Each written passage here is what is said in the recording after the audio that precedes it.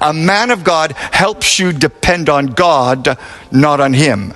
A man of greed wants you to depend on him so he can extract money from you.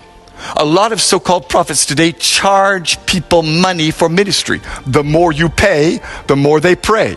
Today, many churches and prayer camps charge money for what they call consultation. If you give $50, you get a prayer. If you give $100, they will lay hands on you and anoint you. If you give $500, they'll fast for you. And if you give $1,000, they will prophesy and see a vision for you. Nonsense! Anybody who charges you for prayer or ministry is in error. Mark my words. A day of judgment is coming on the false prophets and the fake pastors in this land. They tell you, buy this anointing oil, buy this holy water, buy this prayer cloth. Do not be deceived. Jesus never sold any miracle, and neither did the apostles. We have to get back to the place today where we depend on Jesus and Jesus only. The cult of celebrity pastors must end. And here's the problem we make today. We think if a prophet speaks words that come to pass, well, then it means he's a true man of God. We think if a pastor performs miracles, signs, and wonders, that he must be operating in God's supernatural power.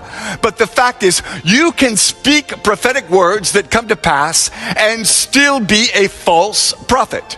You can perform miracles, signs, and wonders and still not operate in God's power. Because this is so important, let me emphasize it and say it again.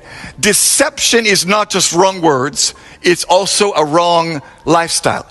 A false prophet may have the right words and even predict things correctly, but if he has a wrong life, he is a false prophet. There's a pastor in Tanzania who said, because I'm anointed, my feet cannot touch the ground while I'm preaching. He stood on top of his members while he preached. What is that? Nonsense. The pride in pastors today is making God angry. Pastors tell their members, bow down, kneel down, touch my feet. Stop it. Jesus and only Jesus must be glorified. A few years ago, Pastor Rabalago of the Mount Zion General Assembly in South Africa was spraying Doom, super multi-insect killer, in people's faces to cure their sickness. Pastor Light Monyaki of the Grace Living Hope Ministries commanded his congregants to drink rat poison as a demonstration of the power